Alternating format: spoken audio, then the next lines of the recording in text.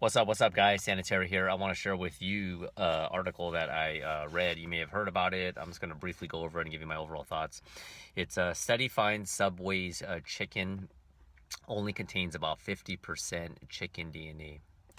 50%. So what is the other amount comprised of? According to the study, is soy. But anyway, the Canadian Broadcasting Corporation found that the sandwich, changed chicken meat contains only about 50% chicken DNA.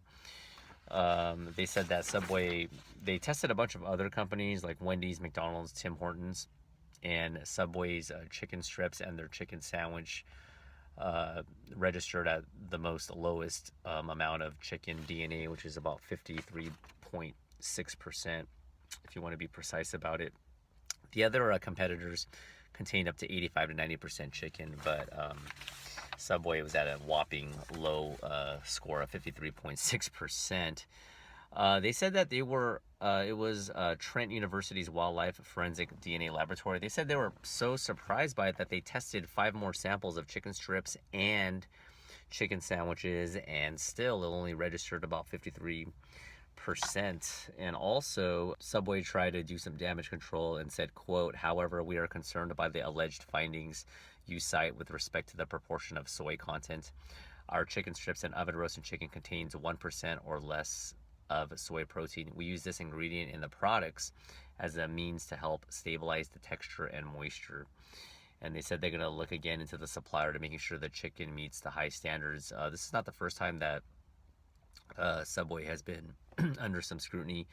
In late 2015, they had been exposed to using antibiotics in chicken, and they were advertising as natural, so they had to take that out. So I'm not really surprised about Subway, and it's kind of interesting to see that if Subway's gonna say that the study is inaccurate, they need to get their own scientists and testers and see. But when you do that many samples, there's a good chance that it's probably true. They're filling it up with soy as opposed to chicken, and this is kind of counterproductive, especially for people that, especially men that are trying to put on muscle, and they think that they're getting X amount of grams of protein from the chicken, when in actuality, too much soy, now a little bit in moderation is okay, but too much soy can be anti-testosterone working, as in layman's terms. But yeah, anyway, yeah, I'm not, like I said, I'm not very surprised about this, because soy obviously is probably cheaper than filling it with chicken. Now, as far as like fast food goes, I am on the, or my opinion about fast food is, I'm not the type of person to say never to eat it. I'm not really that extreme. I would be hypocritical. I do eat fast food from time to time. The majority of the time, it's usually like, if you consider fast food, like Togo's, which is a sandwich shop, or I'll go to the sandwich spot. There's a couple of other ones, Beach Hut Deli. Subway I don't really like, because they just don't give you enough meat, in my opinion. Well, in this case, it's not even meat.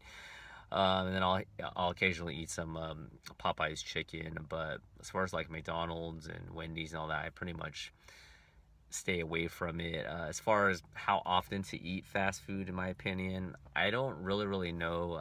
I don't have an exact number. It's just my opinion, but common sense would dictate that you probably shouldn't be eating it every day. That's just facts. And one of the main reasons is, outside of not knowing what type of quality food that you're getting. Like in this case, you're saying you're getting, or they advertise that it's chicken when it's not. That's a side issue. That's bad. But outside of that, just in general, even if the food is 100% natural, fast food in general has a lot of, high fat, saturated fats, trans fats, from all the oil from the French fries, from the ground beef, high in caffeine, usually if you get a soda, high in sugar, and high in salt. So these are all ingredients that over a long period of time is going to be a detriment to your health. And a lot of these ingredients are very, very addictive. Caffeine is very addictive. Sugar is addictive. Fat is addictive. And on top of it, these fast food industries, they have food scientists to make that Whopper at Burger King, that Whopper Junior, make it smell and taste flame broiled, excuse me, when in actuality they have like little iodine, little drops, and then they smell it. They have these testers. They know what they're doing because the food, it, it, it tastes pretty good. I'm not gonna say that it tastes completely terrible. I think the last time I had McDonald's, it was like October of 2014, and the reason why I remember that is I was stuck in Greece. It was there was a strike by Lufthansa airline in Europe, and we got screwed. And I was in line for 6 hours. To make a long story short, I was in line for 6 hours from 6 o'clock to midnight, and I had to get some food. My wife waited in line. I looked around that airport, and the only thing available was McDonald's. So I got some chicken nuggets and some fries, and I ate it, and it tasted okay, you know, but it's not something that you probably should not be eating all the time. So I'm just going to leave it at that. Just use your common sense. That's my time for this video. Comments, questions, always welcome. How often do you guys eat fast food, if you do? If you're brave enough to say it, I'm not gonna judge. Let me know what your thoughts are on all this, especially with Subway saying that it's chicken when it's not even chicken. And I'll catch you guys in the next video. Bye.